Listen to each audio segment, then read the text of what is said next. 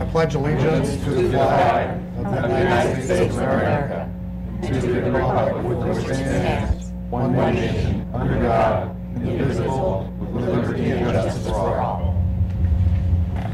May we have a roll call, please? Mr. Person? Here. Ms. Palmer? Here. Mr. Corman? Here. Mr. Taylor? Here. Mr. Pavoni? Here. Ms. Breyer? Here. Mr. Prince? Here.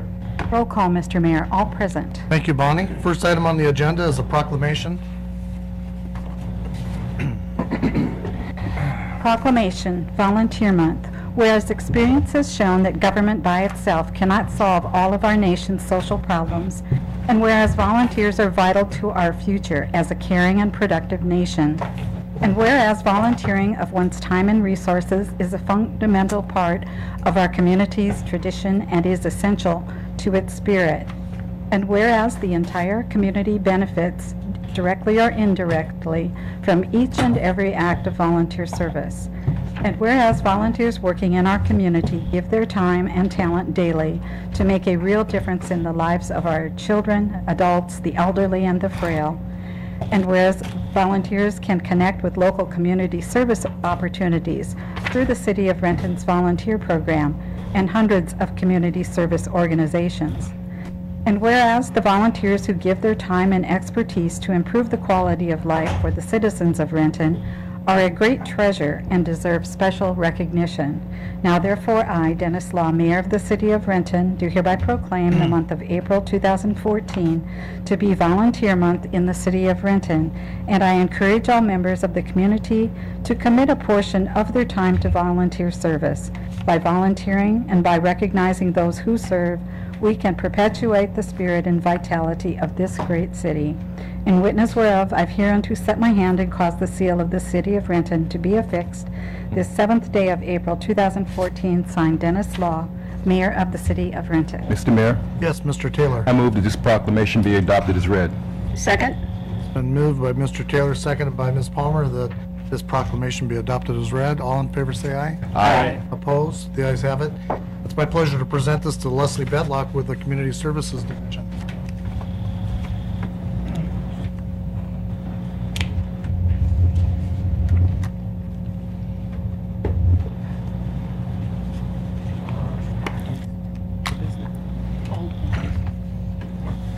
Unfinished. Mr. Mayor, members of the council, I'm accepting this on behalf of Bonnie Rarisich, who is the Community Services Resource and Funding Manager. How wonderful it is that nobody need wait a single moment before starting to improve the world. Words by Anne Frank. And on behalf of all the volunteer coordinators for the city, we want to say thank you. Thank you for giving us this opportunity to acknowledge the contributions by so many and the commitment by others to help serve our community. In 2013 alone, 62,700 hours of service throughout the community with an estimated value of $1.4 million was contributed. That's a huge commitment. Volunteers are involved in everything from our boards and commissions to beautification projects in our parks to working with our youth. Volunteers assist with victim services, emergency preparedness, and help with program events and festivals. They give counsel, organize, clean, coach, build, teach, inspire, and do much more than giving themselves for a cause. So many of our community programs are made possible because of the dedicated efforts of our volunteers. And at this time, I want to invite everyone to say thank you to somebody who has made a difference in their lives through their volunteer service. Their contributions and commitment to serve makes our community unique.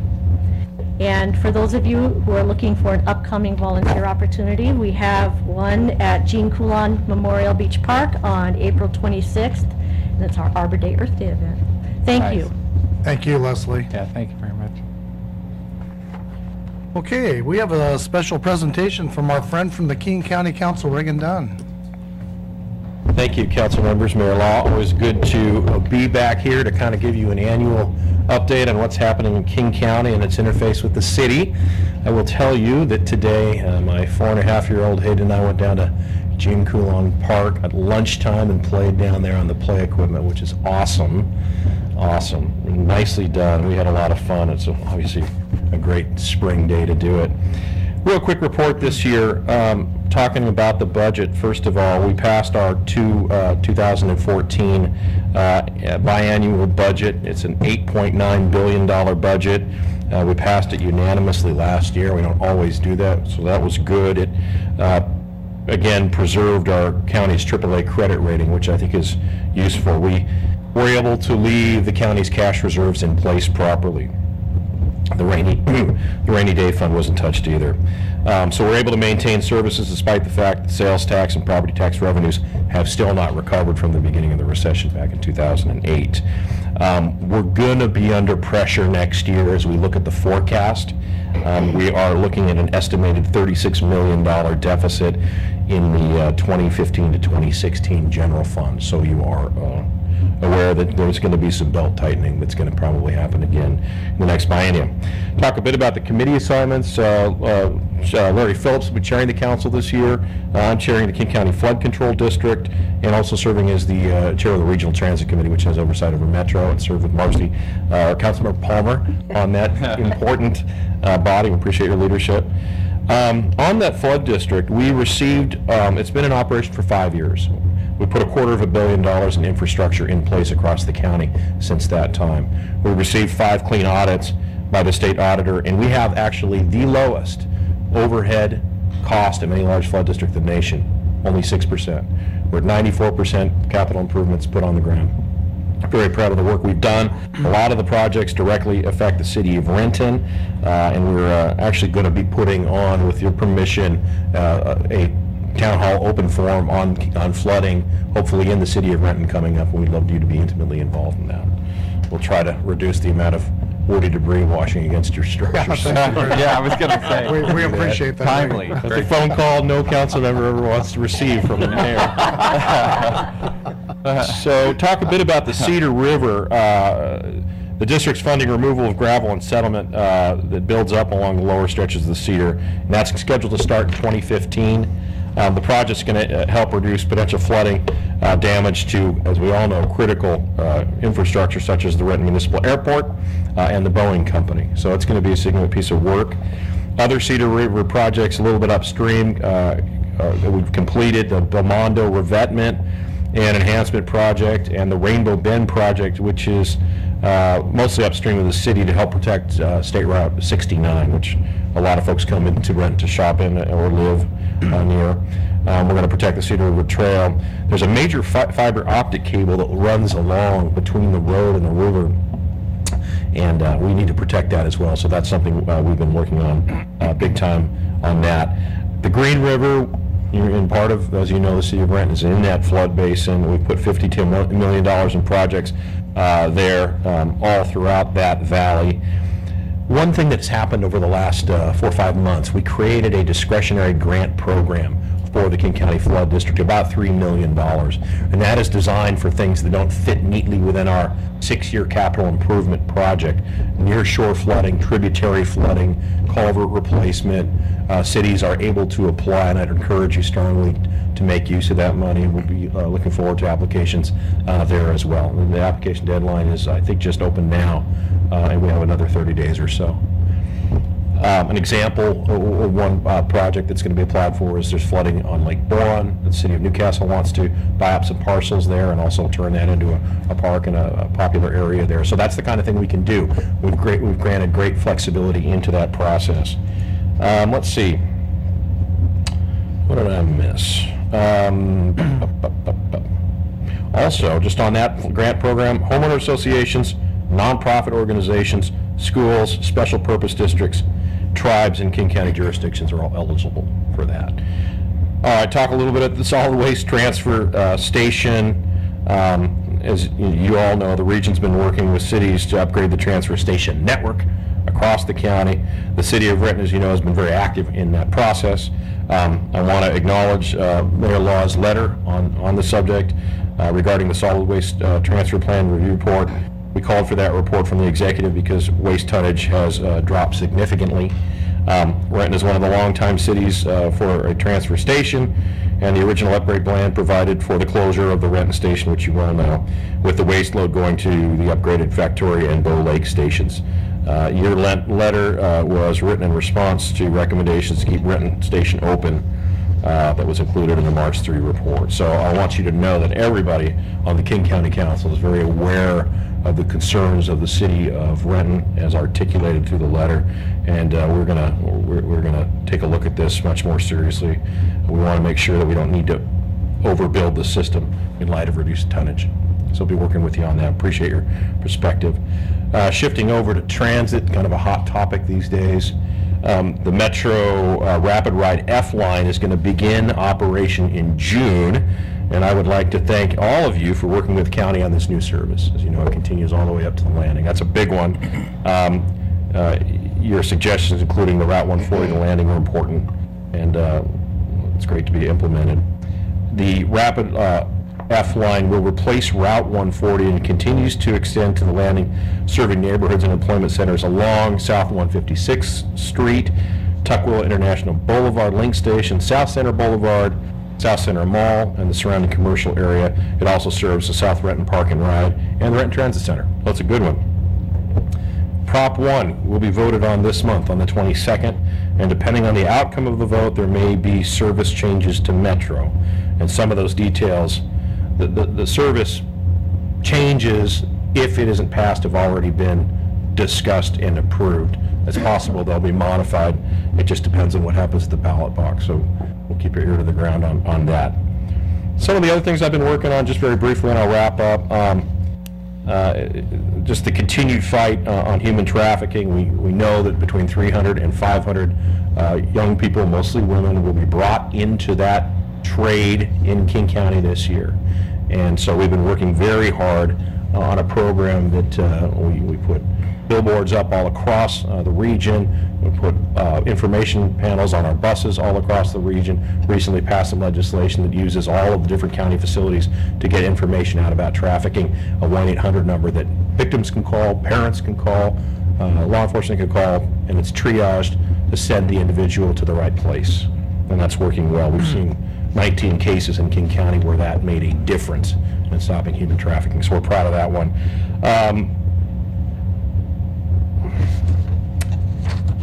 There's another motion that I sponsored that's going to create a task force on areas of increasing awareness options for parents to legally and safely give up a newborn.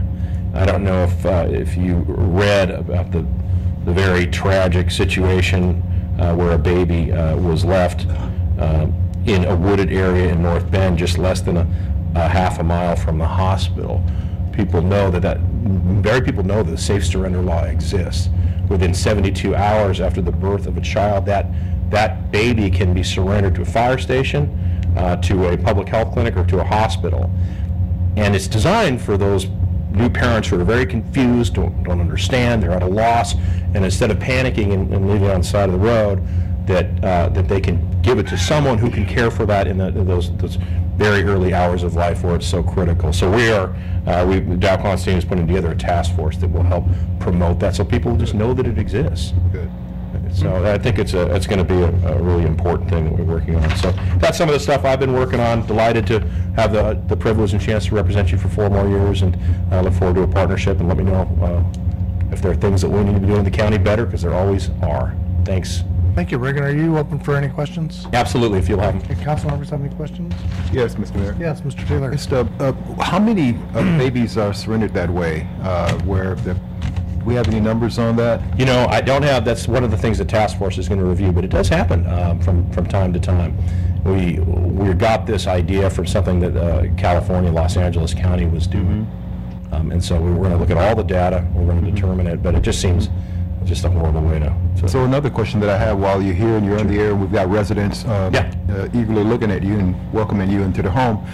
And the way that law works is that, or this this policy works, is that no questions asked. They can just bring the child to a fire station, a hospital, and they're free to go, and they don't have to worry about someone trying to hold them there. And that's right. The main focus is to save the baby. There is zero legal accountability if a new mother or father chooses within 72 hours of birth to do that. And they can do it anonymously. You know, there's information that if they want to voluntarily provide, you know, things like what's the blood type, what's the DNA, who's the father, things that could help the health of the baby. Right. They can do that, but none of that's spelled out, and there really isn't any kind of a program beyond what the statute, the legislature statute created. And so we want to flesh that out a little bit so we get answers to those questions as well. And I'm hoping, and I'm assuming that the task force is going to make sure that that robust promotion is going to extend into the schools. Absolutely. High schools and those kind of places. Councilmember Taylor, I feel like you'd be a good person to be on that task force. If you have any interest, we'd love to have you, honestly. I just might. Okay, great. Okay, great. Appreciate that. Appreciate that. And Councilmember Pavone, welcome. Thank you. Glad to have you. Appreciate that. Any other questions? Mr. Mayor? Yes, Ms. I just Palmer. want to invite you back next month when our all-inclusive playground opens at our new beautiful Meadowcrest Early Learning Center in the Highlands. And it's accessible for everyone. Okay, so I It's got just a beautiful. 2 and an almost 5-year-old. Can I bring them to test? Absolutely. yeah. May 17th. They will test, is our trust me. Grand opening, but yeah, Yeah, it's just beautiful. We've been receiving community donations in the hundreds of thousands of dollars to make it nice. Wonderful. We'll make sure you get an invitation to Oh, that. I'm excited and honored. Yeah, good. The facilities that are in place in the city are great. Doing a great job. Okay. Thank you very much Yeah. for being here this Thank you, Mr. evening. Mayor. Appreciate Thank you it. so much. Thank you. Appreciate your time. Okay, we're going to move on to a public hearing. It looks like Raquel's ready to move on. I am. Good evening, Mr. Mayor and members of the council. For the record, my name is Raquel Timmons, and I am a senior planner here with the Department of Community and Economic Development, and I am here to present staff's recommendation on the Trace Matthew annexation area.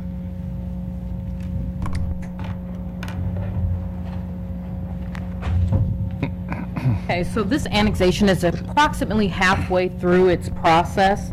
The council met with the petitioner in December of 2013 regarding a 10% petition for annexation and authorized its circulation of the 60% petition. That petition has now been certified by King County, and after tonight's public hearing, if approved, that notice would then be forwarded to and reviewed by the Boundary Review Board for approval, and then would come back to the City Council for review as an ordinance and then eventually effective. In terms of a general location, it's located on the eastern portion of our city, just between 154th Avenue Southeast and 156th Avenue Southeast, south of Northeast 4th Street. Previous annexation activity includes the East Renton Plateau area, which held an election in 2007. I'm sure you're all aware of. In terms of background, the area is within our potential annexation area, and it is located at the eastern portion of our city limits within our East Plateau Community Planning Area. It's approximately 4.5 acres in size and is currently used by a single-family residence. It's bounded to the north by the City of Renton limits, to the east by 156th Avenue Southeast, to the south by a parcel line generally located in the southeast 139th Place area, and to the west by 154th Avenue Southeast. I also want to provide you with some information related to the existing conditions of the annexation area. The slopes on site, the site is relatively flat with an elevation change of approximately 15 feet. There are no wetlands or streams on site, however, there is a small Class 3 stream approximately 1,000 feet to the south of the annexation area.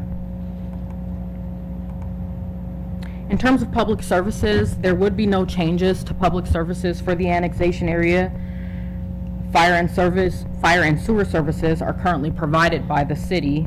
Water is provided by Water District 90, and the Issaquah School District currently provides school services to this area. Currently, the site is designated by King County as an urban residential medium land use designation on their comprehensive plan map that allows for zoning between 4 and 12 dwelling units per acre. This particular site is zoned R4 in the county. Renton's comprehensive plan designation is residential low density. This allows for a couple of different implementing zones. However, this site has been pre-zoned as R4, which allows up to 4 dwelling units per net acre, and this particular zoning would become effective upon annexation. When creating staff's recommendation, we did look at a comprehensive plan analysis, and the proposed annexation is consistent with the city's comprehensive plan, specifically Objective LUI, which basically states that the city is to support annexation areas that can be efficiently provided with infrastructure and city services. Additionally, the annexation area is also compliant with policy LU 41, which is to promote annexations with a population that already uses our services and infrastructure. We also looked at boundary review board objectives, of which there are 5 objectives. One is to preserve the natural neighborhoods and communities, for which there would be no change should the property annex. 2 would be to use the physical boundaries, including but not limited to bodies of water, highways, and land contours. This annexation area uses parcel lines and roadways. Another objective would be to preserve logical service areas. Service areas agreed to previously would be unchanged should the area annex. We also would be looking to prevent abnormal or irregular boundaries, and this particular boundary is regular. And then finally, annexation areas that are unincorporated should be urban in character, and this particular area has been designated for urban growth. Finally, staff did a fiscal analysis to inform council's decision on the proposed annexation. We made a couple of assumptions. Currently, the conditions on site are 1 dwelling unit on the 4.5 acre site with an estimated 3 residents. However, we looked at future conditions where there could potentially be 14 additional dwelling units with an estimated additional 39 residents. And assuming that costs would increase at 3.3% annually and revenue would increase approximately at 2.5% annually, we came up with the following figures. Currently, the site contributes about $1,500 in revenue to our operating fund. However, there's an associated cost of approximately $900. We're anticipating in year 10 that there would be revenues at approximately $25,000 for the annexation area and an associated cost of approximately $17,700. With respect to our capital and enterprise funds, currently revenues are at about $425 for the annexation area with associated cost of $180 approximately. And we're anticipating in year 10 that the annexation area would contribute approximately $5,780 to our capital and enterprise funds with an associated cost of $3,167. We did circulate this particular annexation throughout all city departments, and essentially no comments or concerns were expressed from any of our departments within the city. In conclusion, we believe the annexation area serves the best interest and general welfare of the city and represents a logical extension of our services, consistent with our annexation policies, as well as consistent with the Boundary Review Board's criteria. So finally, the administration is recommending that council accept this 60% petition to annex and then authorize the administration to forward this notice of intent to the Boundary Review Board. And that's all I have. Thank you, Raquel. Any questions from council? Do we have any correspondence, Madam Clerk?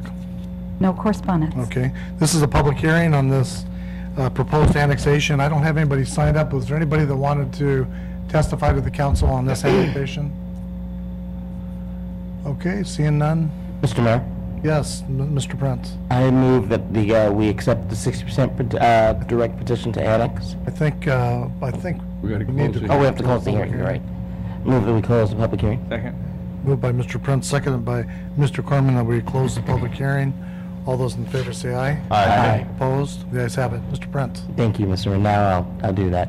I move that we accept a 60% direct petition to annex and authorize the administration to forward the notice of intent to the Boundary Review Board. Second? Okay, it's been moved by Mr. Prince, second by Mr. Corman, that council approve the 60% direct annexation. Any discussion? All in favor, say aye. Aye. Opposed? The ayes have it. Thanks, Raquel. Thank you, Mr. Mayor, members of the council. Okay, moving on to administrative report, Mr. Covington. Yes, Mr. Mayor, I have 3 items tonight. The first, I want to just mention the City of Renton recognizes the terrible impact that the Oso landslide disasters had on our neighbors to the north.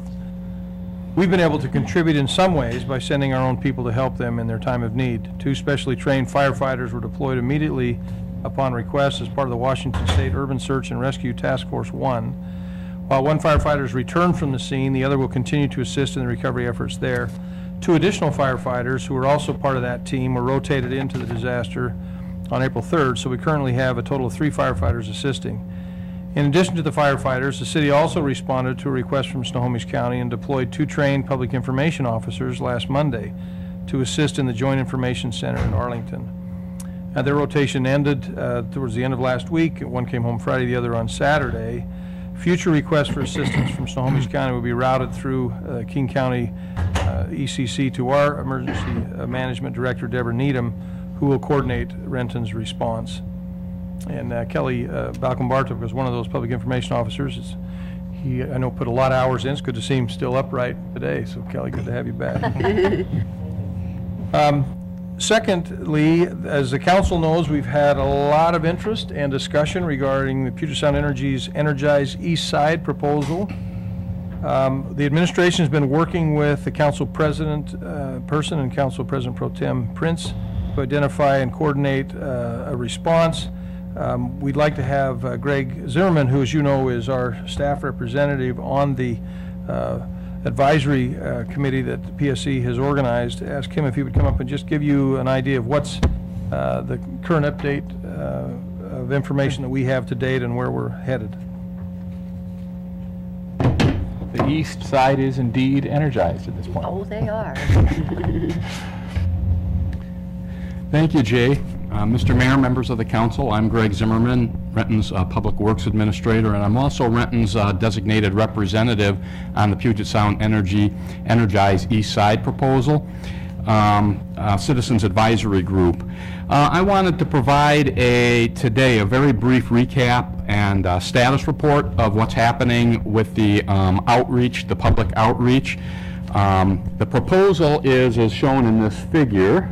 Let me see if I can minimize that a little bit.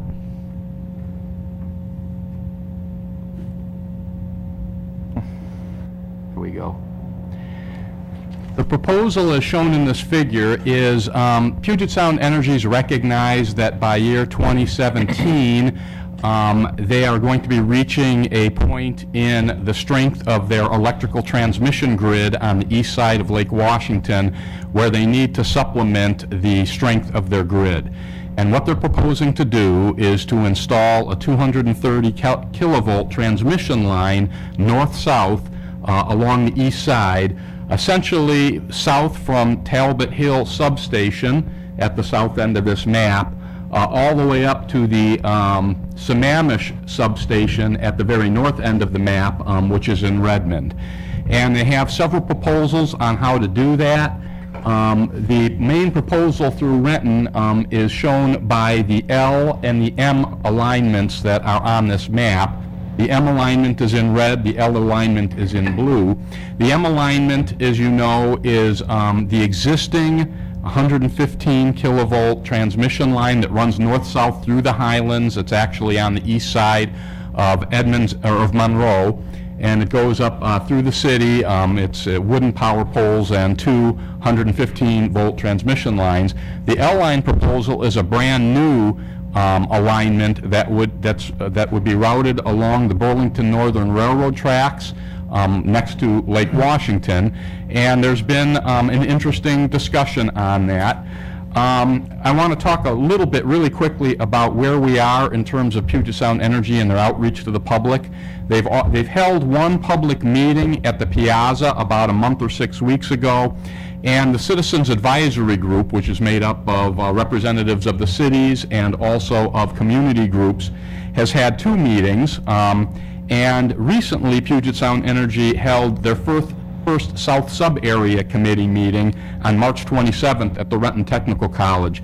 There's going to be 3 of those South Sub-Area meetings. They're very important. They give an opportunity for representatives of both Newcastle and Renton to come to the meetings and let Puget Sound Energy know what their community priorities are along these 2 potential routes.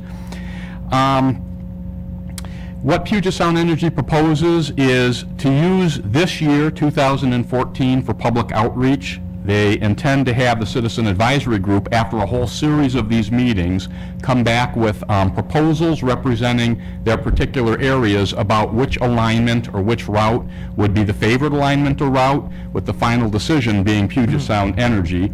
Then they would do permitting, including SEPA environmental permitting, next year in 2015. Then they would design the facility in 2016 with construction to happen in 2017.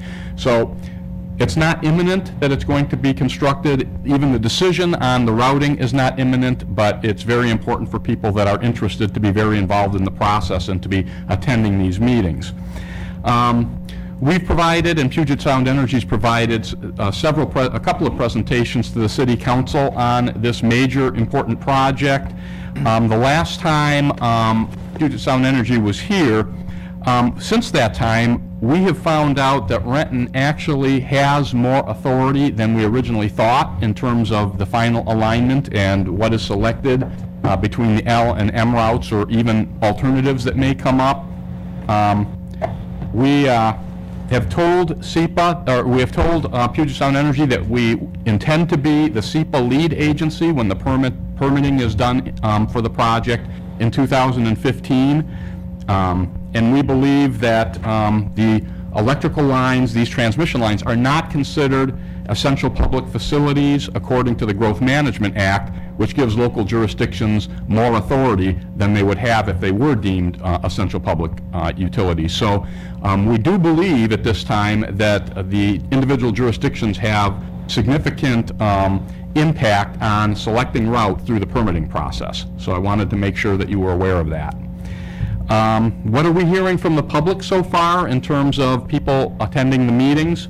Strong opposition to the L alignment. There's a really strong sentiment that since there's no power lines currently along that alignment and the lakefront is a precious commodity, there's pretty strong public opposition, very outspoken public opposition to the L line proposal.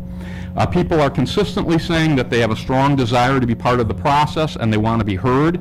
At this recent sub-area committee meeting, the representatives from the public wanted a full meeting set up by Puget Sound Energy for the public to have a question and answer session, so that the meetings weren't quite as structured, that they would be a little bit more open-ended and people felt that they could communicate their positions a little bit more clearly. Undergrounding is favored by many. Right now, the 2 alignments that are being talked about would be monopoles. They'd be power poles carrying the 230 kilovolt lines overhead.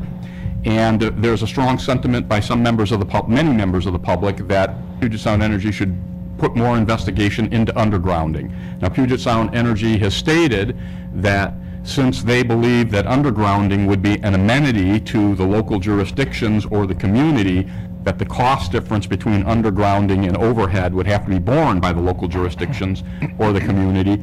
There's a lot of folks that would like to pursue that further and ask the question whether undergrounding, in fact, wouldn't be something that would be important for all the ratepayers because it's a more secure type of installation, not subject to weather.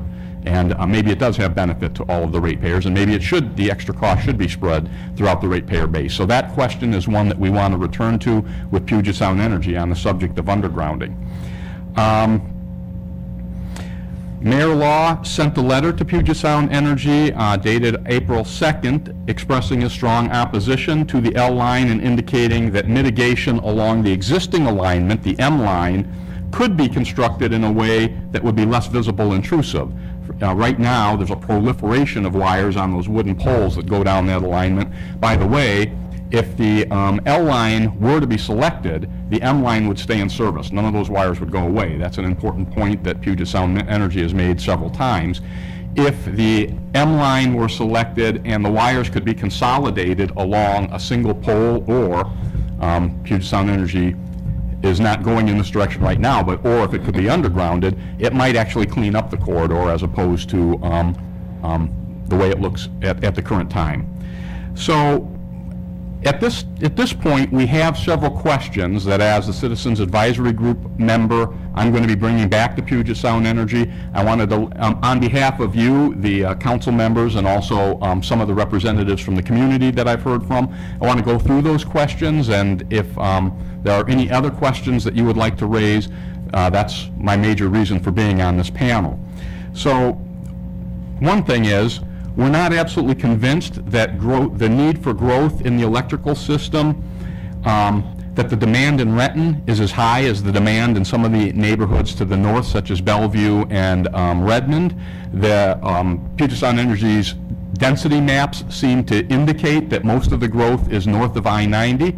So we feel one of the questions we want to ask is demonstrate to us that the 230 kilovolt line is actually needed south of I-90. That's a real important point, and we're going to continue to ask that question. If Renton's demand is not what's driving this expansion, if it's really growth to the north of I-90, then perhaps another alternative, such as the alternative that Councilman Corman recommended, could be looked at a little bit more closely. The large lines that carry the power run east in the county through Issaquah, north and south. Why not bring power down the I-90 corridor and then to the north if that's where the expansion of power is needed, if it's really not needed as much in Renton? So those are some important questions to get clarification on. Since Puget Sound Energy states that underground transmission lines they state in their own literature, it provides a more secure service that's less prone to outages, why is it not of benefit to the entire region, and why would it have to be paid for by local jurisdictions or the community groups? The difference in cost is pretty eye-opening, so that's a very important subject to pursue. And there's already 115 kilovolt transmission lines along Lake Washington Boulevard. We're wondering why they didn't explore keeping them along Lake Washington Boulevard rather than moving the 230 volts to a pristine area along the railroad tracks closer to the lake where there are no lines currently. So those are the questions that we're thinking of requesting responses to, and I'm certainly open at any time to field any additional questions you may have or any additional ideas and get it back to the Puget Sound Energy Group. Yes, Mr. Person. Yeah, Greg, one of the questions I'd like you to ask him, and first of all, as I bring this up, I know that I'm not an electrician and understand, I know enough not to touch it. So, but first of all, the Talbot Hill, what they call the Talbot Hill substation, is actually just off the water line right away off of Puget Drive. So I mean, everybody, you start talking Talbot Hill, you think of Talbot Hill, but it's really up in the Royal Hills, Rolling Hills and neighborhood. That's correct. And right next to it is the Bonneville substation, which is really big. So my question is, I go back in history because for those that know me, I started working here in 1966, and we were able to drive all those power lines looking for stolen cars. Between the Talbot Hill substation and all the way through our city, I know of no substations. And my understanding is the way that works is that they have to take off that big high voltage and step it down at a substation. So if this is going to serve Renton, if this line is going to serve Renton, how come there aren't substations along along the line. I mean, that's my big issue.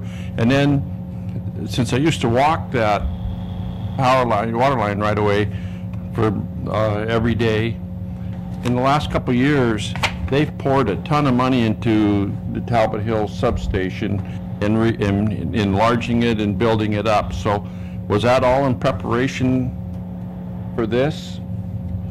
I think that's another question. Okay, I do too. Yeah. And then I'm going to state my preference, obviously, is that we require them to, we can't require them, we may get in trouble, but work that issue out. But my preference is that we would have them underground the power lines where it's, physically feasible. There may be some areas on slopes that we wouldn't want them to have to do that. So that, and then obviously follow up on having them come down I-90, because if this is for the east side, not us, then they should take it. And just a comment, this whole thing is, you drive around the city and you don't notice the power lines until this issue, and then you look around and you say, oh my gosh, they are really putting it to us. I mean, you got Bonneville, you got Seattle City Light, you got Puget Power, and they're running all over the place. So I think we've taken more than our fair share. And I can throw in pipelines, I can throw in a lot of other stuff that the city has taken over the years, and I'm kind of to a point where I think enough is enough, and that's enough of the commentary. Yes, Mr. Taylor. Yes, I wasn't at the previous council meeting when the presentation was done, but I did go to the sub-area committee workshop, and I also met with Andy Wappler and also his assistant, Nate. But when I did go to the sub-area committee workshop where there was close to 200 residents there, the thing that really stuck out with me, I was happy that they were there, and they were very vocal about wanting to get into more questions, and they were allowed to based on the facilitation of the meeting. But I recognized that there was not a fair representation of the community. It wasn't diverse at all. It looked predominantly like homeowners there. I didn't see, I think there were 2 people of color there, and I was one of them. The other one was a staff member with PSC. And that's a real big concern of mine, because just like I'm not for the power lines going down on the waterfront, I'm very concerned about what's going to happen on that M route also. And personally, I think that they need to underground all of that and figure that out. And so I want to just mention that when I went through this. I went through this presentation several times. I went through it at the subcommittee meeting, I went through it with Andy Wappler, and then I also saw it again, the presentation. I watched the council meeting, and I saw that. And it just occurred to me that they put this methodology together about the power growth, the energy use growth, okay? I would be interested in a third party, doing this type of a study, as opposed to the people that want to actually put this in our backyard. And then I'm reminded, as I did a little research, does anybody here remember Whoops? Yes. Okay, Washington Public Power System. Right. Where there was a study done that said we needed all that stuff, and we didn't, and we were the laughingstock nationwide because it was just a big, bad mistake. I don't want to see that happen again, so I'm expecting them to do some diligence on this. I had another conversation with Andy regarding the lack of the diversity, and my question was, when you see the outcome of a lack of a representation of the people that live in this city at these meetings, you have to recognize that somewhere you failed. So that means you got to do something different. And I said, is it money? Is money an issue? Is money a barrier? He said, no, money's not a problem. I said, well, hey, then you got to go do something to make sure that we're represented. All of our residents weigh in on this. The poor people, okay, the not so poor people, and the people that, have it all. They all have to be at this table and be a part of this process to weigh in on this decision. So I'm hoping you can relay that and convey my passion in some form or another to them. I'll get the comments to them. Thank you. Mr. Mayor, Yes, Ms. Brewer. I just want to thank Greg and his staff for getting, I had inquired about, because I knew that we had Bonneville and Seattle City Light, and so he was able to get me a map that shows, you know, all the lines that we have and how they all crisscross through. It's pretty dramatic when you look at all of them. One of the things I thought was really unique when I was at the Seattle City Light website is that they, like we put aside money each year to put new sidewalks in areas that don't have sidewalks. They have money where they go in underground, just, you know, neighborhoods. And I thought it was really interesting that Puget Sound Energy had no interest whatsoever in undergrounding anything. So, and as you look at how the, like the M line runs through different areas, I'm sure that as it gets in close proximity to some of those houses and some of those establishments, you know, there would be a real benefit to underground some of that wiring. So that was, you know, one of my concerns was that I certainly understand the L line and not being probably the best, but I really felt like we hadn't represented the residents in the M line either and what the impacts to them would be, so. And Mr. Okay. Mayor? Yes, Mr. I too wanted to thank Mr. Zimmerman for, you know, stepping into a role which is not an enviable role at all, but boy, we're sure lucky to have a public works director with your number of years of experience. Thank you. Yeah, and you're asking all the right questions. I appreciate you picking up on the one I'd asked last week or 2 weeks ago. Because as you know, as another engineer, we can still get the redundancy we need if they did that idea. We'd still have a nice grid. In fact, it possibly would enhance the grid and the redundancy. So I appreciate your pursuing that as well as all the other questions. And I too would weigh in and say that that there are some neighborhoods where, I mean, if this is the transmission line that effectively comes from Bonneville to Bellevue, when it goes through Renton Highlands, there are parts that have to be undergrounded. So anyways, thank you for being willing to ask all those questions and mix it up with those guys. Thank you. Yeah. Okay, thank you, Greg. And, you know, council, just, you know, this is a long process Yeah. that PSC's going through. So anytime you have a question, just shoot it off to Greg and we'll get an answer for you quickly. Or if you hear comments from the public, I've heard a lot of concern from the public that they're asking questions but not getting answers because the representatives don't have the answers there. So we need to have a way to get those answers to them. So if, you know, at any time that you have a question, be sure just to send it forward. Mr. Thank you very Mayor? much. Oh, yes. Just before, one of the questions that I've heard people ask, and I understand that the people that are putting on a presentation don't know, is exactly what are the poles going to look like? I mean, that's a big issue with people.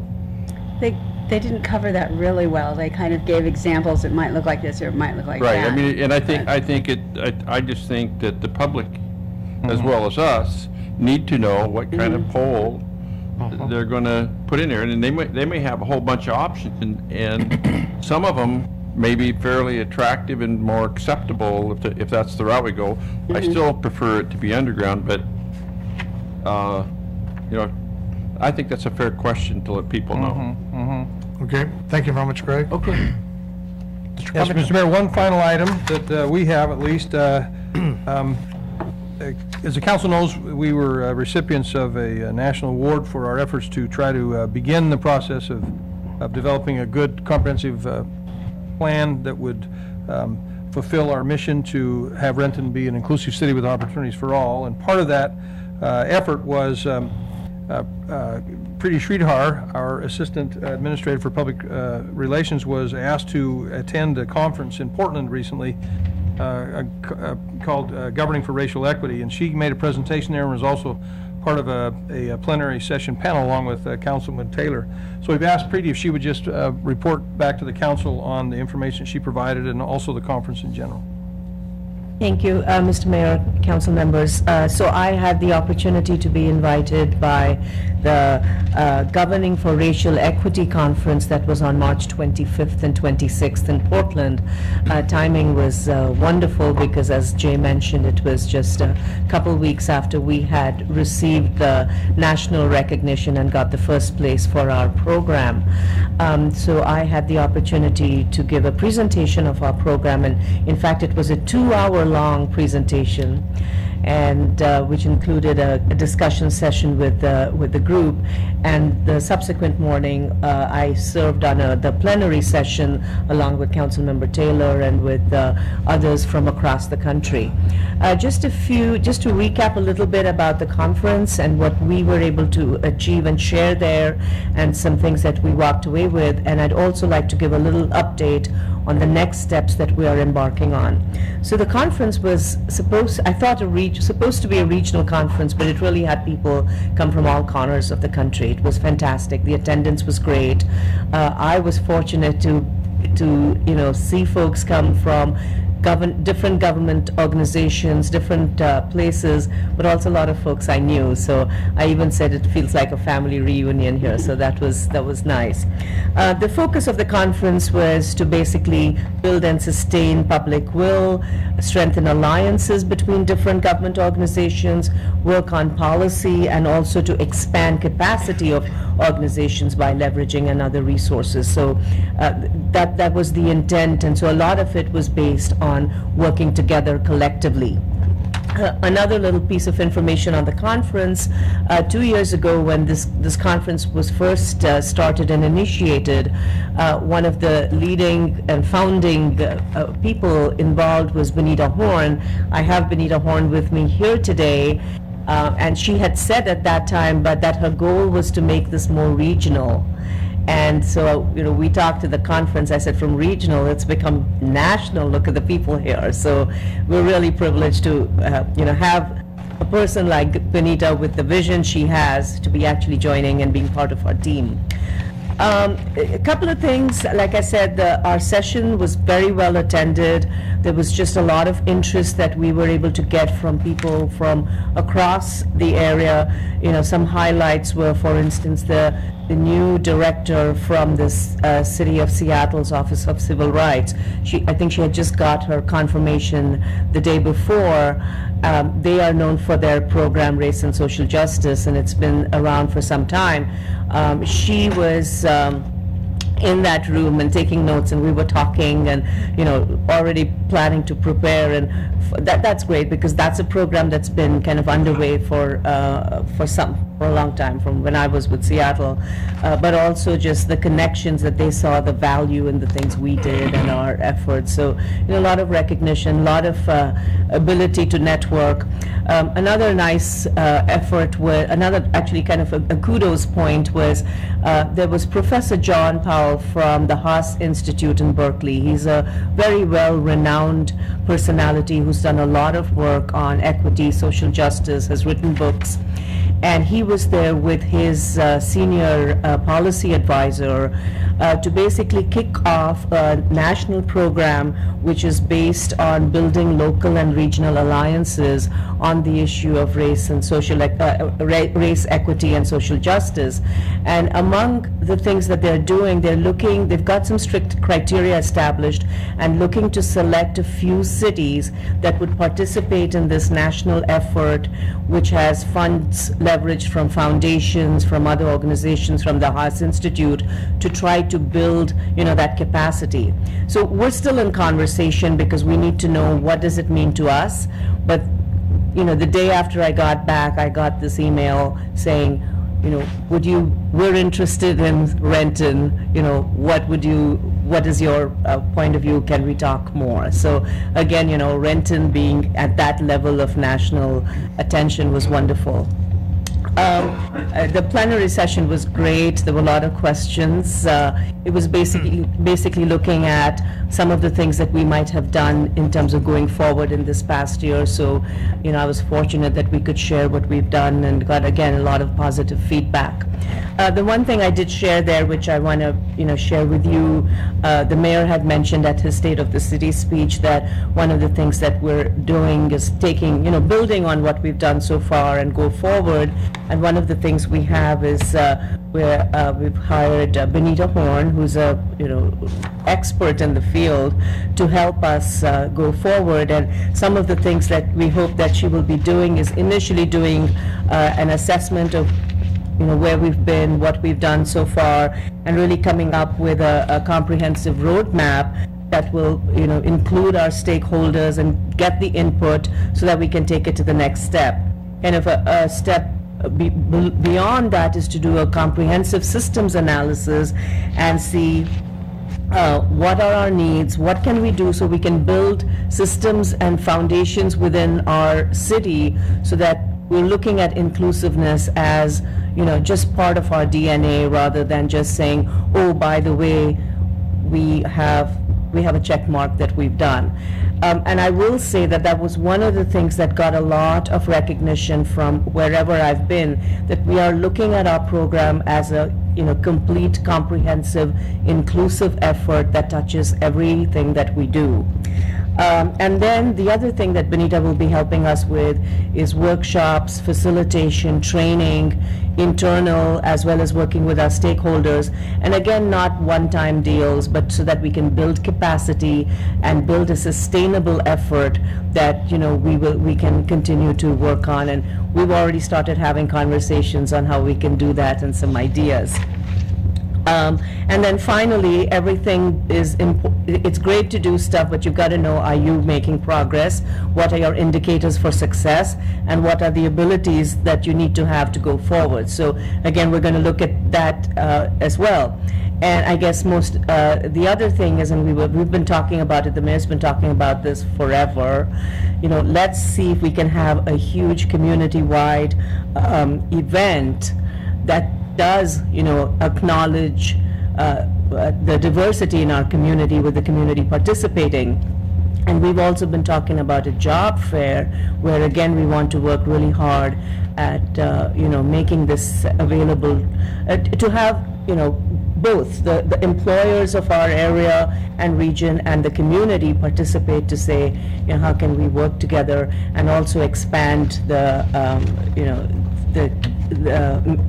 employee base we have to be more reflective of our citizen base, our community base. So these are some of the things that Benita is going to be working on, and I do want to invite her to say a few words to you and just to introduce herself. So, Thank you, Preeti. Thank you, Preeti. Welcome, Benita. Thank you. Good evening, all. I'm delighted and honored to be working in my home city for a change. I've worked all over the country and in many other countries, and so this is really the first substantive opportunity that I've had to really work where my heart is, where I live. So I appreciate that opportunity. My intent is to bring my multiple decades of expertise in the area of equity and social justice to be available as in technical assistance to Renton to build on what's already begun and is underway here to make it even better, and also keeping an eye on sustainability. How do we keep this going so it's not tied into a city council or a mayor, but that it's really has it's part of the systemic purpose of the city. So when I call you, because you're all stakeholders along with many others in the room and in the community, to get your input, I just wanted you to see a face. Benita Horn is my name, so when you see that, kindly return my calls and messages. and I'm giving her your cell number. So. And I think this is going to be an exciting journey. You have some champions already in the city. We're hoping to enlist many, many more. I'm mindful both the mayor and Council Member Taylor have both given me the advice, just as you mentioned a few minutes ago, Council Member, making sure that all the voices are heard. And so Preeti and I are going to do our best to make sure that that is the case. And so we're up for the challenge, and it's going to be a very aggressive game plan, and so we'll be checking in with you periodically to give you updates and answer your questions and talking to you for your input. Thank you very much, Benita. Mr. Mayor? Yes, Mr. Prince. Just real quickly, before Pretty walks away, I want to let the council know, I got several text messages, Facebook messages, and phone calls about your presentation at the conference, raving about how wonderful you did. So I just wanted to make sure you got that public acknowledgement in front of all the people watching on TV and the council and the audience. Well done. No. Thank you so much. So. Okay, thank you very much, Preeti. Thank you, Benita. Mr. Covington, is that it? That's it, Mr. Mayor. Okay, we'll move on to audience comment. We have several people signed up to address the council. When I call your name, please come to the podium, give your name and city of residence for the record, and you have 5 minutes. The timer's next to the city clerk, and first is Lynn Wallace.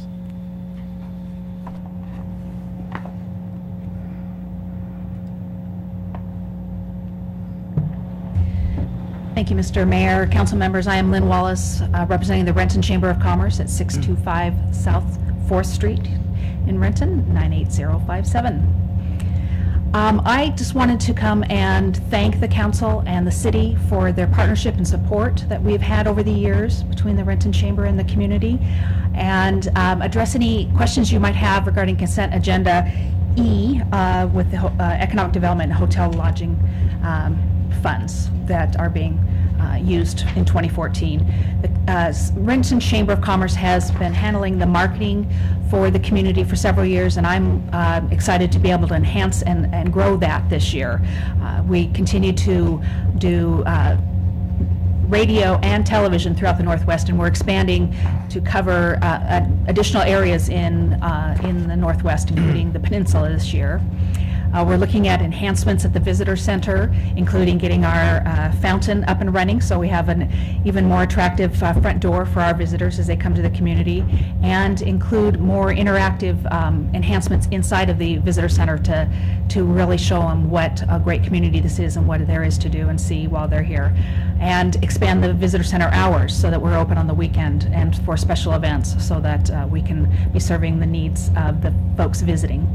So I wanted to point out a few things. I am very excited about a lot of the development that is happening here in Renton, because there's a lot of discussion on and including more hotel rooms in the community, and that will allow us to go after larger groups and shine even a brighter spotlight on Renton and the convenience and affordability that we offer when folks come to the region to stay. And so we really want to capture those that they may be coming to the region and visiting several communities, and we want them staying here in a Renton hotel and contributing to our economy here. So I just wanted to come and say thank you for your support, and let you know I'm here to answer any questions you might have. And on a side note, I want to thank Greg. I'm part of the Energize Eastside Community Advisory Group, and Greg has been a great member, bringing up lots of questions and sharing what he has found out with the other community advisory members, and invite anyone. We've got Puget Sound Energy presenting at the Chamber tomorrow morning to the business community. So they will be at the Chamber at 8 a.m. to give a presentation. Is that at the Chamber office? It's at the Chamber office at 8, yes. So be happy to have anyone that would like to hear where they're at right now and any additional updates they have for us. That's great. Any questions, Council, for Lynn? Mr. Mayor? Yes, Ms. Not a question, but I just want to say that that was one of the best meetings I've been in a long time, because we actually were able to supplement what was being requested. Initially, one thing was we added 4,000 to advertise on radio in the peninsula. The group felt strongly that that was an untapped market. We threw in $1,500 to get those fountains working ASAP. Yes. And then the other thing, I was looking at my notes, one thing that you're embarking on with Saunderson is a new videos only in Renton series? That is with the community marketing campaign, but we are also looking at revamping the advertising we're doing with Northwest Cable News, so that we have a fresh look and we're hoping to tap both what Saunderson Group is doing and use other resources in the community to freshen our look and update it for Northwest Cable News. I should also mention we're I've expanded the reach of our visitor guide, and with that expansion, I am able to put it on electronically through their distribution system. So that provides another format to get that out. And we're enhancing our website to make it more user-friendly, more mobile, so that as we drive folks to the website to get information on the community, it's easier for them to access and find exactly what they need. That's great, Lynn. And the webcam camera Yes, upgraded so it It works. has to be upgraded. It does work, but only if you keep the old Java version. If you've updated your Java, it's not working until we get a new camera.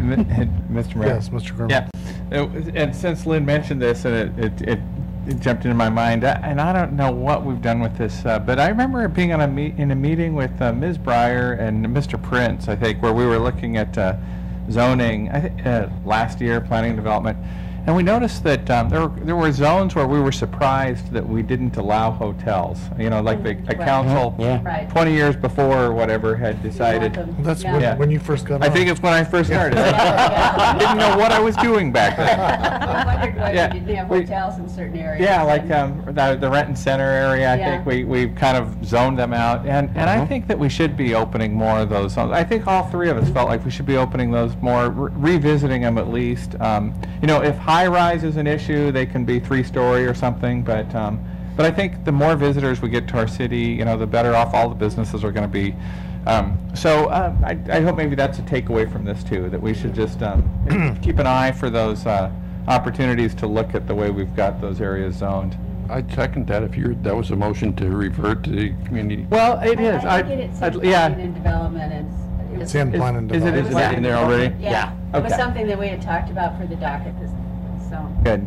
Yeah, let's see if we can follow up maybe this year. That'd be good. Well, thank you, Lynn, and, you know, I want to mention Lynn's been a great partner since she took over the chamber, and she's working really hard with us, along with her board and staff, on our revitalization efforts in the downtown with programming and beautification and all those types of things, so we appreciate that very much. Nice. Thank you. So, thank you very much, Lynn. Thanks for coming tonight. Next is Howard McComber.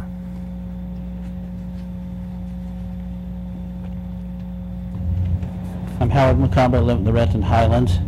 I was here 2 weeks ago when Puget Sound Energy made their presentation. One of the things that is very clear is that this is not a government organization, it's not a public utility. I believe it is a corporation, and I was at the meeting, I think from Australia, with very heavy leadings in Canada. And these folks are business. I'm all in favor of business, but they're not special any more than any other business is special. The fact that they have a legal monopoly on our power, I don't think makes them special. This is just my feeling. The Renton Highlands has the opportunity to have a lot of power going through it, but I'd like it to be benign, and I'd like it to be calm. I appreciate Greg Zimmerman. They did put a huge pressure against undergrounding. I mean, they threatened this organization by saying, we're going to make the delta, we're going to make the difference between what it would cost to go overhead and under. The city of Renton's problem if you decide not to give us what we want. Basically, that's what they said. You know, got a little problem with that. I think one of the things is Randy did so well. They said you've got A or B. We don't have to accept A or B. We can have a C or a D or a C, whatever. We can change what we're doing.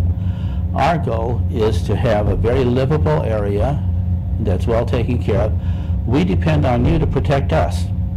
It's a monopoly. I can't go to someone else for the power.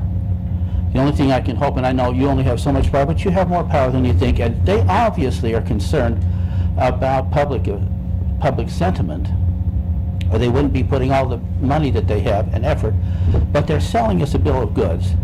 When I went to the meeting on Thursday, with Greg Taylor being there, I think that they had a thing was all set up to divide and conquer. They had tables set up for people in the Highlands and people for like Washington Boulevard, and they wanted you to separate immediately and sit at your table so you could have your input. Of course, I sat on the Lake Washington table because I have great friends on Lake Washington. We're not throwing them under the bus. We all are together here, where cooperation is how we win, and helping each other is how we win. We all are important. There probably is no bigger change in what the communities are between those two, but the people inside are equally precious. I think that I talked with Don, and Don is tough. That's not going to go past him. So I rather think that if they're going to push it through the Highlands, they better make some changes to their plan, or they're going to be facing more opposition than they have any idea, and a lot of the opposition is sitting right here. You guys are protecting us. I count on it. I depend on it, and it's going to happen. That's just the way it is. I'm interested in my neighborhood, as you have seen me here, and you know very much. Highlands is extremely important to me. I plan on dying there, not soon. That's it. So this is my home. This is what I want to do. I want to preserve it. I want to improve it. I want to make it stable. I want to make it strong. I want to make it wonderful. And there's wonderful people there. We have the most diverse of any place in Renton. That's us. We've got guys who look like me, who are not exactly as young as some other people are. The whole pack of us. We've got every other group, and they're wonderful, and we do very well. We mix together well. We need each other, and this is our world. And it's the world we need to have. I'm glad that Preeti came up, and I'm glad that, is it Benita who's with her? I think all the support we can get is going to be important. We need to include everybody at the table, and we need to make them as important as they can. I know I'm running out of time. Just want to thank you for your consideration, and I do depend upon you to stand with us to make sure that a foreign corporation doesn't get to ride roughshod over my Highlands. Thank you. Thank you. Next is Beth Asher.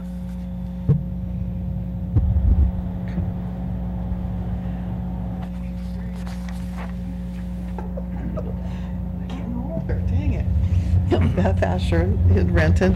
And I had an idea while you all were talking in the earlier presentation about the budget and how we need to work on the budget and how we've made cuts and so on. And I thought, we have nationally an organization called SCORE, Service Corps of Retired Executives. Well, what they do is they mentor other business people or even entire businesses. And I thought, in Renton, I've had people come up to me and ask me, what can I do? And why can't we have our own version of SCORE, Service Corps of Retired Experts? We've got retirees that aren't that old. They still hold all their professional credentials. They would be willing to, step in and do things for the city so that on a volunteer basis, so it wouldn't cost us money. And I think it would be a plus for the staff we already have, because they've had a lot of their help cut back, and so, and they aren't looking at getting any more real soon. And a lot of these retired experts still belong to their professional organizations. Not only do they hold their certification, but they belong to nationwide professional organizations. And a lot of them have done bigger projects than anything we've done in Renton. They've done national projects, So I was just thinking, why can't we form something like that for ourselves? That was just my quickie thought. The other thing was, I was at also the Thursday presentation by PSE. And of course, as everybody knows, be very aware, they're a for-profit corporation. They're owned by Canada with a subsidiary corporation in Australia. They're not local. And they couldn't really provide any proof. They were asked several times why they needed to shunt the power through Talbot Hill. They couldn't give us any positive reason for that. They were asked to provide positive proof that Renton needed this big glut of incoming power and that it wasn't going to be, sent north. No, they couldn't give us any reason for that. They're just, we're not going to do it. And then somebody said, we understand you sell power and you now have a surplus that you're selling. Why don't you just, transfer that power around? Why do we have to produce more, shunt it through our city? No answer for that. So basically, they did a lot of sidestepping, a lot of dodging. Most of the people there were very cooperative. We all took pictures of each other's boards. We sent each other pictures of each other's whiteboards. So everyone has all the information now. And it was not like an M versus L line for the residents at all. It was more like, how can we work together? And then somebody stood up and said, well, would you be willing to go to the legislature with us to try and get the tariff structure amended so that you could underground, say, the M line which is already existing, and not have to touch the pristine lakeshore. Oh, God, the hands went up, thrown up in the air, they couldn't do that. It was quite interesting, all the things they could not do. And then, so, another question that was put out was, basically, it's your choice. If you choose to underground, and that is your opinion, in other words, it's going to be better for maintenance, there's going to be less wind damage, there's going to be less freeze-thaw damage, there's going to be better access without, there's less danger to the public because there's not exposure of the lines, et cetera, and they're not going, any longer over the pipeline, which is gas pipeline. They're now undergrounded. If it's for a maintenance reason and you choose that, then you can choose to spread that cost over the entire region. So why can't we go that way? Oh, heaven forfend, they could not do that. The tariff structure just prevented that. So we're researching that tariff structure right now. Good. Because we don't think that's a very true representation. And our final parting shot, I can't remember who stood up and said it, but the final parting shot was, why don't we work with some of the senators and legislators, in particular the ones that have been realtors, and realize what happens to property values when this happens. And it's going to happen on the end line. It's going to happen wherever they do this. And see if we can't find some way to work the maintenance benefit and the damage to the property values, and get them to underground that end line. It's already there. Or, as Randy said, there's other alternatives. If it's for the north, then bring it in on the north. Change that.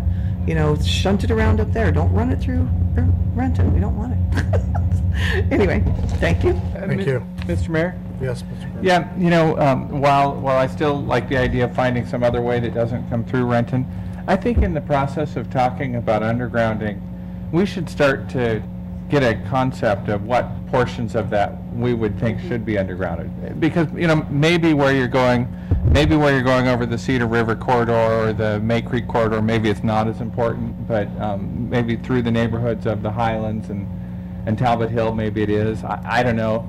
But part of making a viable proposal might be to just, maybe it's only 2.5 miles we're talking about or something. It's not, wouldn't necessarily be the whole city. I don't, yeah. Well, I was just going to say, that was my issue, is that they really didn't show us a map where you could identify anything. And so when I got in touch with Greg, and, they didn't really have anything, but they were able to find something, that kind of shows, of course I know there's ones that go through on Monroe, but, where the other ends, I wasn't really sure. So, you really do need to start looking at what properties are right there, and some of them are really close. So, on Monroe, there's those big front yards and the lines go through, and it's not that big a deal. But in other areas, that's not the case. So, Good, yeah. Because I could see where maybe tunneling down under May Creek or something might be really hard to get the equipment in and stuff, but maybe doing it right along Monroe wouldn't be as hard. So, getting some more meat on the bones of what we're talking about when we say undergrounding might be good too along the way. So. Okay. Next is Brad Atkins.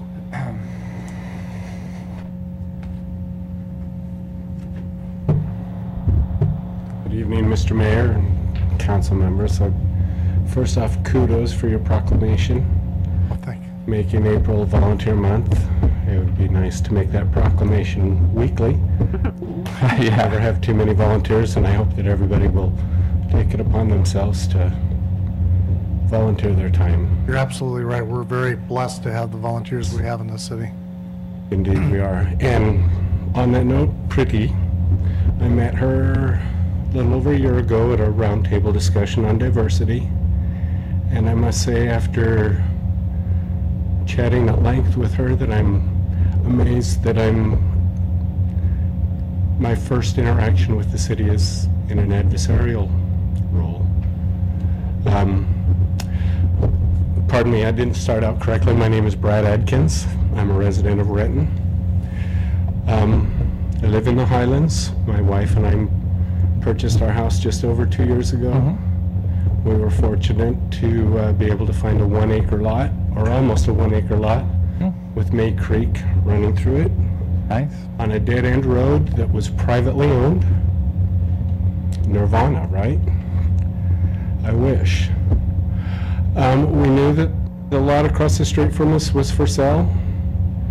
2 months after we purchased the property, it sold. The proposed land use sign went up, and all hell has broken loose since then. I'm tired of fighting the battle that I've been fighting for the last almost a year now with the developer, with the home builder, and also with the City of Renton employees that I've been dealing with. I just wanted to come here tonight to say I hope that my house is livable when they're done with what they're doing over there.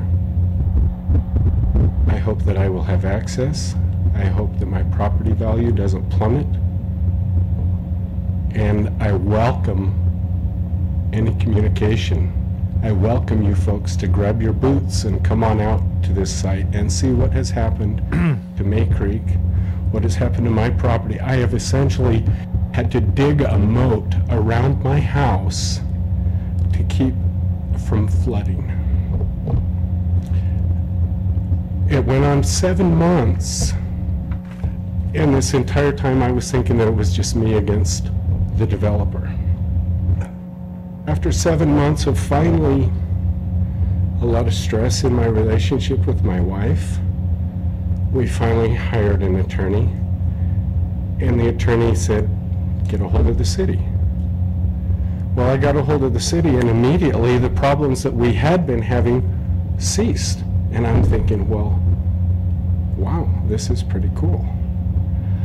And then come to find out that there is a lot more going on here than meets the eye. Obviously, I'm not a very good public speaker. But bottom line, I'll cut it short. I'm frustrated. I'm relying on the city to protect me. And to be honest with me, to communicate with me, whatever's necessary. I don't need to know every detail. But you know, there's so few people that are being adversely affected by this that it just baffles me that the city, from the very beginning, didn't take a leading role in this and come and visit with me and my neighbors. Especially once they started facilitating the changes that have occurred on the easement agreements that we've signed. But anyway, I'll cut it short. I welcome you to give me a call, send me an email, stop by, bring your boots, and I would gladly discuss this further with any of you. Okay, well, and we will get back to you, Mr. Atkins. I'll talk to staff tomorrow about this. And your address is the one you wrote down here, the 5210? Correct. So you're just south of Hazen High School, is that right? Correct. Okay. And we will get back. East of Hazen. East of High Hazen. School. And then, council, I'll get back with you and let you know what the issue is and what's going on. Thank you. Okay, thank you for coming down. Okay, moving on to the consent agenda, we have 17 items for council consideration. Does anybody have any they want removed? Yeah, I guess I should ask that question, shouldn't I? Yeah. Seeing none, I move the consent agenda be adopted as presented. Second. Been moved by Mr. Person, second by Mr. Prince, that council approve the consent agenda. All in favor say aye. Aye. Opposed? The ayes have it. Moving on to unfinished business, Mr. Person. Nothing. Okay, Ms. Palmer? Yes, I have 3 Transportation Aviation Committee reports.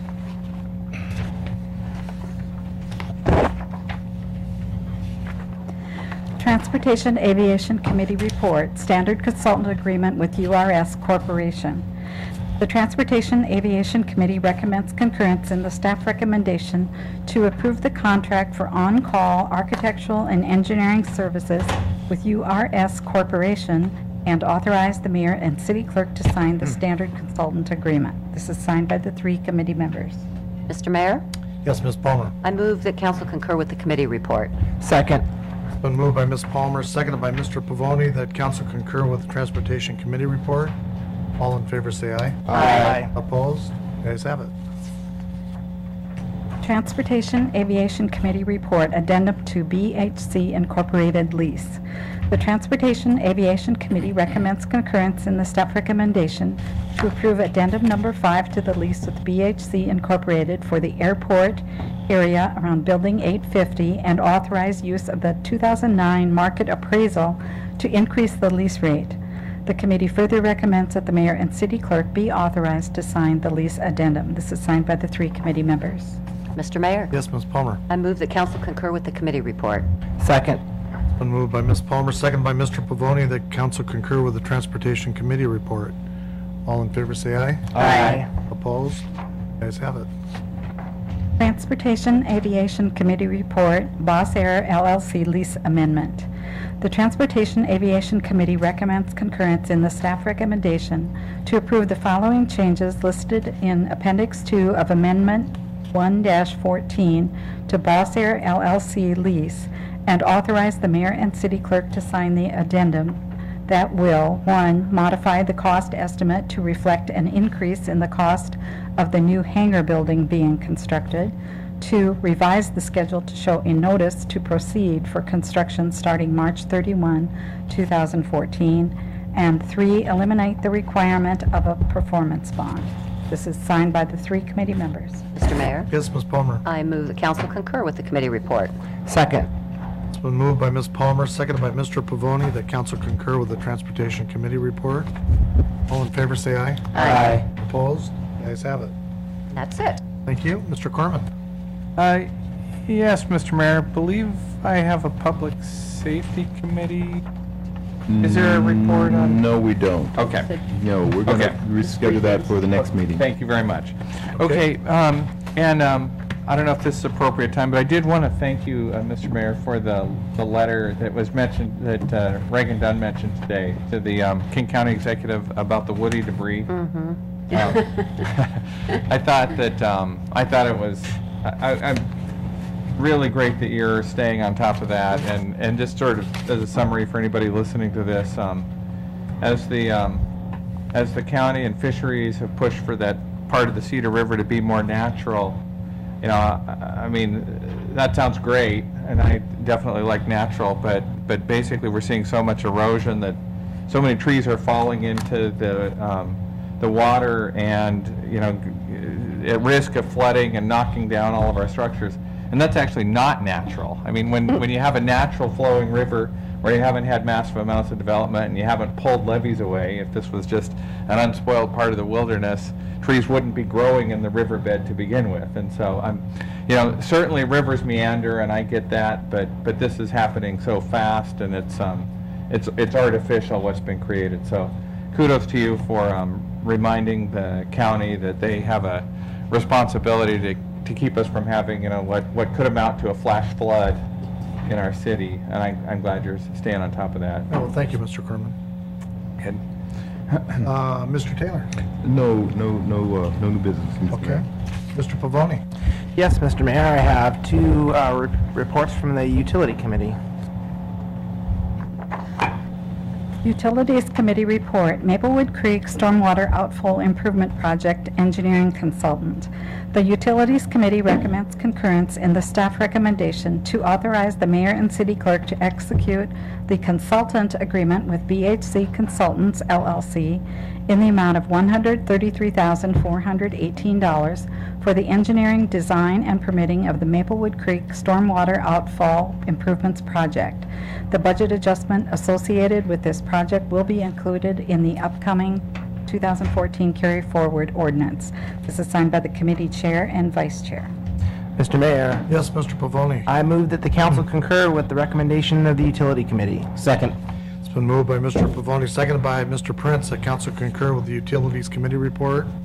All in favor, say aye. Aye. Opposed? The ayes have it. Utilities Committee Report, Lower Cedar River Restoration Assessment Project, Puget Sound Acquisition and Restoration Project. The Utilities Committee recommends concurrence in the staff recommendation to authorize the mayor and city clerk to execute the Lower Cedar River Assessment Puget Sound Acquisition and Restoration Project Agreement with the State of Washington through the Salmon Recovery Funding Board and the Recreation and Conservation Office, and accept the $150,000 of non-matching grant funding for the project. The budget adjustment associated with this project will be included in the proposed 2014 carry-forward ordinance. This is signed by the committee chair and vice chair.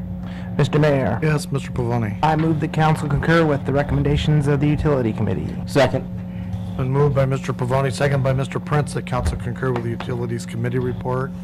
All in favor, say aye. Aye. Opposed? The ayes have it.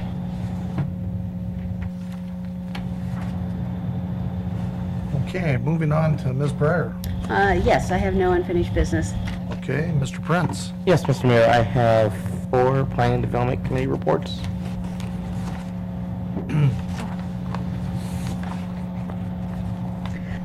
Planning and Development Committee report, adoption of 2012 International Building Code.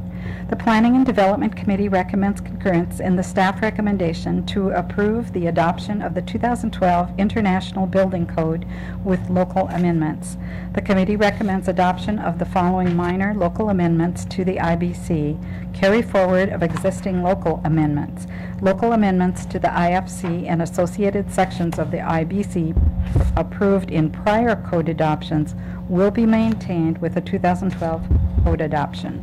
The committee further recommends that the ordinance regarding this matter be presented for first reading. This is signed by the 3 committee members.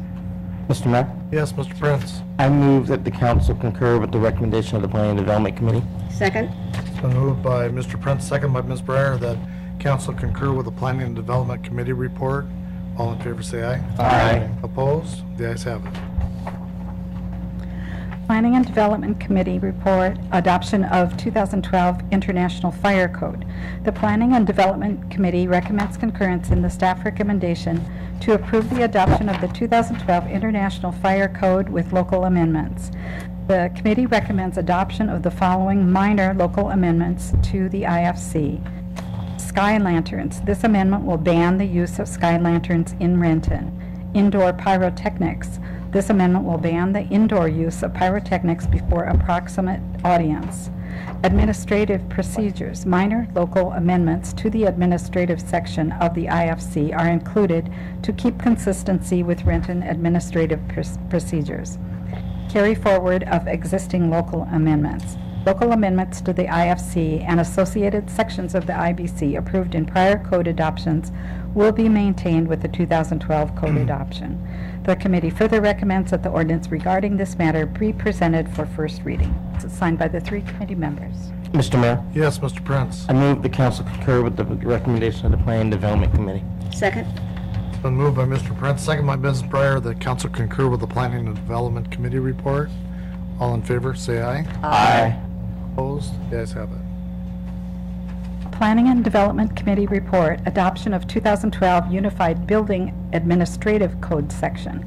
The Planning and Development Committee recommends concurrence in the staff recommendation to approve the adoption of a Unified Building Administrative Code to replace the separate administrative code sections for the city's 9 building codes. The committee recommends adoption of the following local amendments to the administrative section for the adopted building codes. Approve revisions to permit time frames to simplify tracking of permits, reduce staff time in managing expiration dates, and to simplify procedures for permit applications. Adopt code revisions to waive permit fees for building repair permits for city-declared disasters.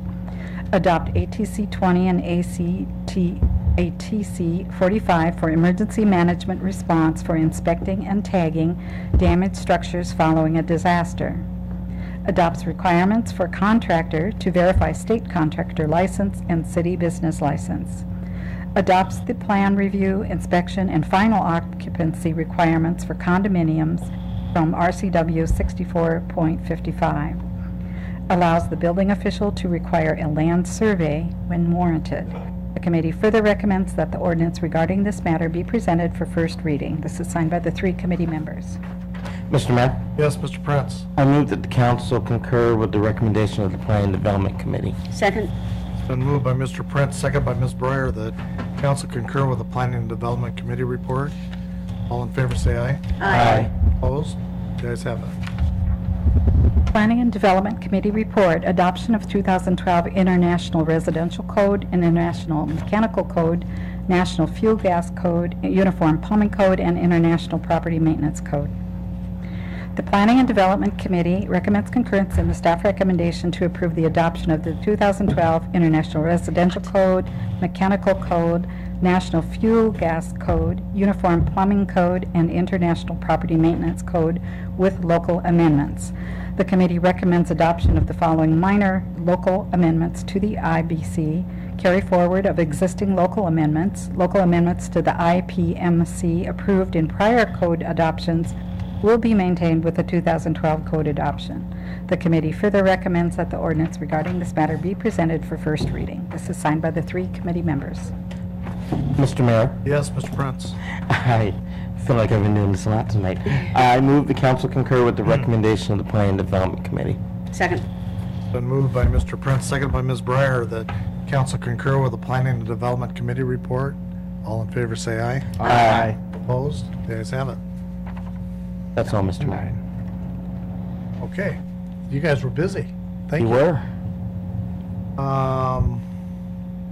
Moving on to resolutions and ordinances. We have 1 resolution, 5 ordinances for first reading, and 1 ordinance for second and final reading.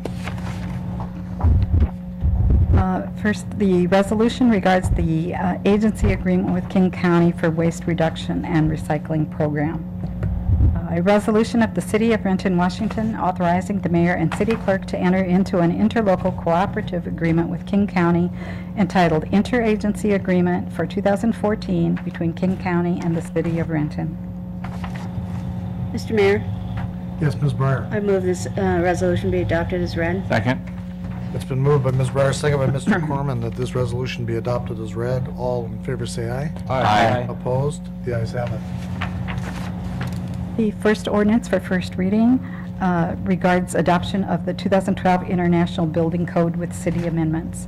An ordinance of the City of Renton, Washington, amending Section 45050 of Chapter 5, Building and Fire Prevention Standards of City Code, Title 4, by adopting by reference the 2012 International Building Code with the city's amendments, additions, and deletions thereto. Mr. Mayor, Yes, Mr. Prince. I move the ordinance be placed on second and final reading at the next council meeting. Second. It's been moved by Mr. Prince, seconded by Ms. Breyer, that this ordinance be placed on second and final reading at the next council meeting. All in favor, say aye. Aye. Opposed? The ayes have it. The next ordinance for first reading regards the updated editions of Washington adopted codes with city amendments. An ordinance of the City of Renton, Washington, amending sections 4, 5, 51, 55, 90, 100, 110, and 130 of Chapter 5, Building and Fire Prevention Standards of Title 4 Development Regulations of City Code, updating editions of adopted codes, and revising the city's amendments to the adopted codes. Mr. Mayor, Yes, Mr. Prince. I move the ordinance be placed on second and final reading at the next council meeting. Second. It's been moved by Mr. Prince, seconded by Ms. Breyer, that this ordinance be placed on second and final reading at the next council meeting. All in favor, say aye. Aye. Opposed? The ayes have it. The next ordinance for first reading regards adoption of the Construction Administrative Code. An ordinance of the City of Renton, Washington, amending Chapter 5, Building and Fire Prevention Standards of Title 4 Development Regulations of Renton Municipal Code by adding a new section, 45060, to be entitled Construction Administrative Code. Mr. Mayor, Yes, Mr. Prince. I move the ordinance be placed on second and final reading at the next council meeting.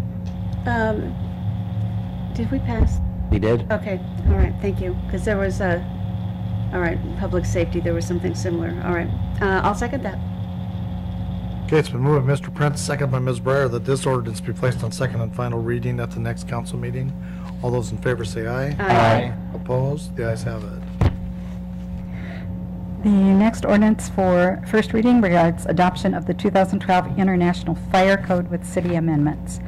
and ordinance of the City of Renton, Washington, amending Section 45070 of Chapter 5, Building and Fire Prevention Standards of Title 4, Development Regulations of Renton Municipal Code, adopting by reference the 2012 International Fire Code with the city's amendments, additions, and deletions thereto.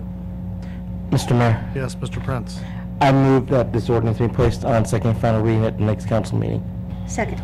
Okay, it's been moved by Mr. Prince, second by Ms. Breyer, that this ordinance be placed on second and final reading at the next council meeting. All those in favor say aye. Aye. Opposed? The ayes have it. Item E is not going to be read tonight, and that's going to be referred to the next Public Safety Committee meeting. Is that correct? That's correct. Okay. So moving on to an ordinance for second and final reading. The ordinance regards accepting the gift and device of real property for public park from Arthur Kenyon. An ordinance of the City of Renton, Washington, accepting the gift and device of certain real property in the last will and testament of Arthur R. Kenyon, deceased, upon the conditions stated therein. Mr. Mayor, Yes, Mr. Person. move the ordinance be adopted as read. Second? It's been moved by Mr. Person, seconded by Mr. Corman, that this ordinance be adopted as read. Requires a roll call. Mr. Person? Aye. Ms. Palmer? Aye. Mr. Corman? Aye. Mr. Taylor? Aye. Mr. Pavoni? Aye. Ms. Breyer? Aye. Mr. Prince? Aye. Roll call, Mr. Mayor. All ayes. Okay, the ayes have it. Thank you very much, Bonnie. Mr. Mayor? Yes, Mr. That was a Corman. very generous gift by Mr. Kenyon. It was, yeah. Okay, moving on to new business, Mr. Person. Yes, Mr. Mayor, next Monday, April 14th, hard to believe it's that late already, from 5:30 to 7 p.m., the Committee of the Whole will meet in council chambers, and we'll have a library building budget review and an economic development update. And because of the Oso landslide, there's a lot of people have asked me about certain areas in the city that are slide prone. You know, the Maple Valley Highway and then out on the Cedar River where we had the The one slide during the earthquake, yeah. So who should we refer those to? I mean, I know the staff is concerned about them and. Yeah, actually, staff has actually reviewed all of our potential slide areas and been out there and taken measurements, looking at everything. We could either give the full council a written report on what we've seen to date, if you'd like, or we could refer it to committee. Or we could just do an administrative report next week, too. Yeah, could you do it on the administrative report next week? All right, we'll That do would be great. That would be great. Although I wouldn't mind seeing it before. If Okay. you said a written report to us, Well, we'd have to create one. Yeah. Yeah, we could, if you get that done Otherwise, before. Greg come. administrative. Greg enjoys these meetings Monday nights. I know he does. yeah. Okay, so we'll handle that administrative report. That's it.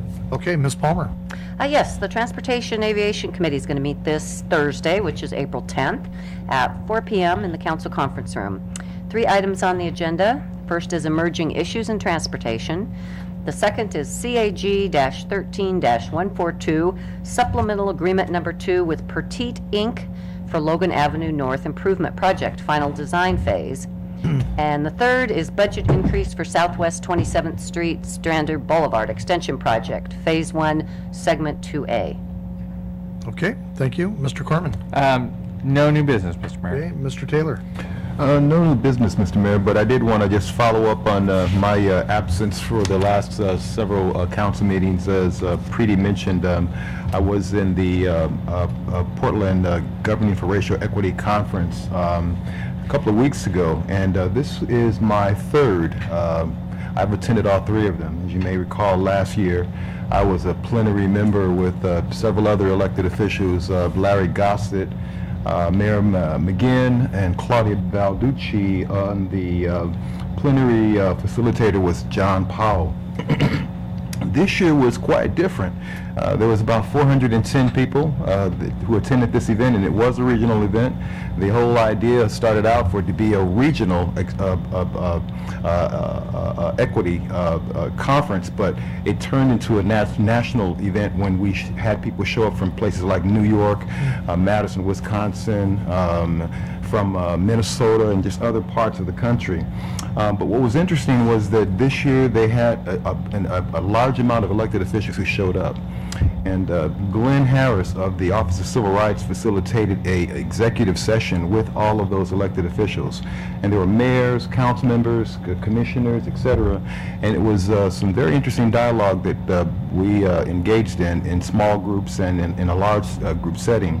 And later that evening we got together for a private reception that we were able to share some other information as well. So I'm saying that because I would really encourage our council members to attend the next one. I think they're going to be rotating back and forth from Portland to Seattle, and the more we can get elected officials to attend those types of conferences, the easier it becomes for us to work with people like Benita Horn, which, by the way, you know, I really commend us for bringing her on board and taking that first step of really trying to understand how to unpack what we have here in our city in a positive way to move beyond the food, festival, and fashion genre and into the economic empowerment area like hiring and contracting and community outreach.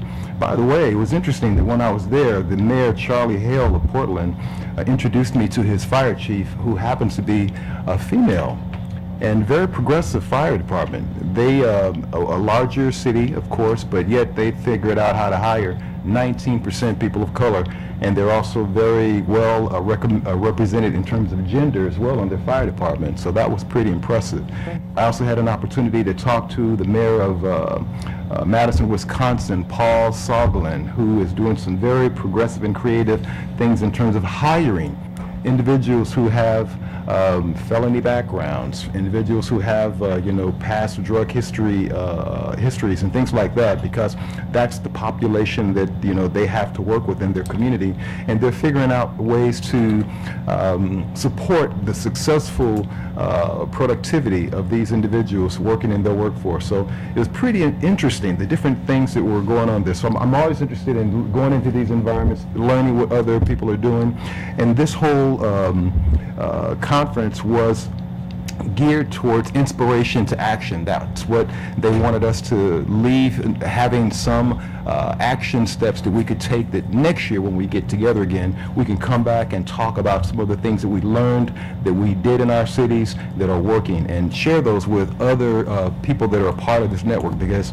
on a continuum, you've got people that have been doing some heavy lifting, doing this work, and you've got some people that are just getting their feet wet in it. So it's a real good opportunity to jump in there, learn some things, and see what we can do in our own community. So open invitation. Next time the conference is announced, I'd love to have someone from our council join me at these events and come back and we can talk about what we learned.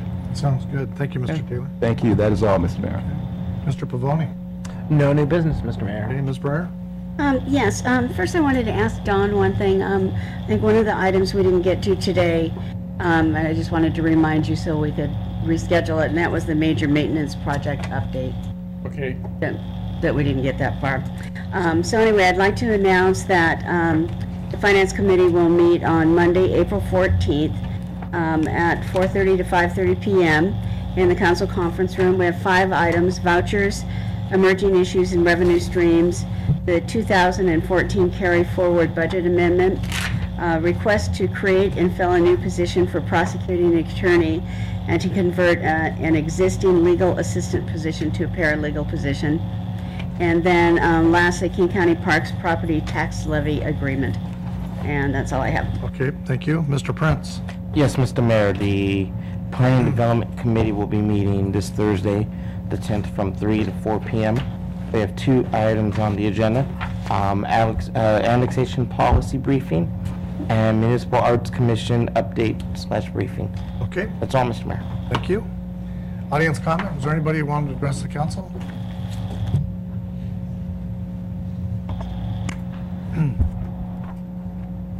Jerry Williamson from the Highlands, Mr. Mayor, council members. I was very pleased a few weeks ago to be here when the waste management people were here talking about what a good job we're doing of recycling and all this kind of stuff. So you can kind of imagine my surprise when I was driving by the projects up where the new library is going to be and saw this claw type machine reaching into the buildings and just scrunching them up. I'm just wondering if there isn't something that can be done to, rather than wasting this material, to recycle it and get some good use out of it, and which I hadn't thought about. I didn't watch when they did the Big 5 building down there. I don't know if that anything was recycled out of there or not, or No, whatever. in fact, we found so much hazardous materials in there that it cost a lot of money to take it down. That's one of the things you find with a lot of these older buildings.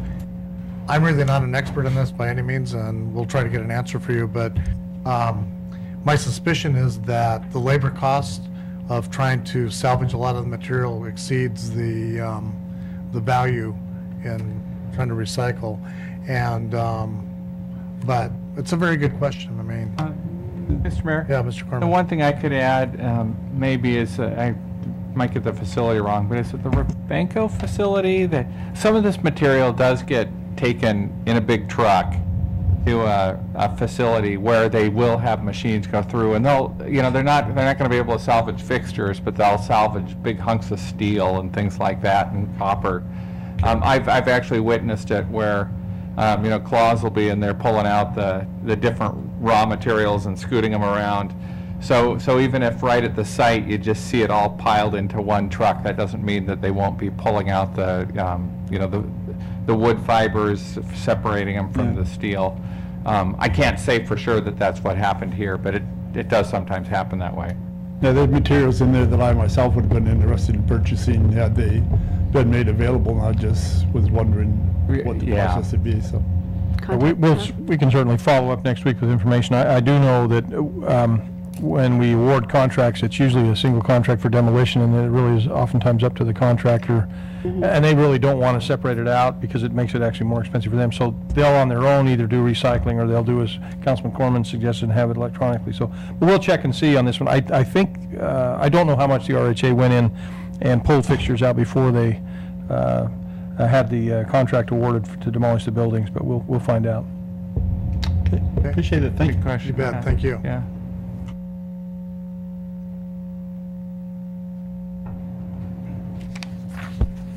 My name is Nancy Quinn. I am a resident of Renton, and I just wanted to thank Mr. Persons and Mrs. Palmer for being so responsive. I was one that's concerned about slides that have happened recently along the Maple Valley Highway, and I'm also really concerned about speed there, so I'd really like that to be something that, and you guys have addressed that wonderfully, so thank you very much.